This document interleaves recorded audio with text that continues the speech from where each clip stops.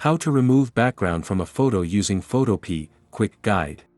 In this video I'm showing how we can do this for free. Okay, let me start. At first open any web browser that is on your computer. Here type to search Photopea. Click to open this first link.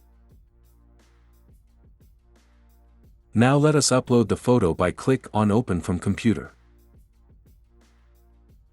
Here select the photo that we want to remove the background. OK. Now move up here and click on Select option. Here click on Remove BG. Here you can see the process has started. Done. Now the background is removed. Click on File. And here select Export As. Now select any extension that you want, like mainly PNG. Now click on Save. Done. So that's how we can remove background from a photo using Photopea Quick Guide. I hope this video has helped you.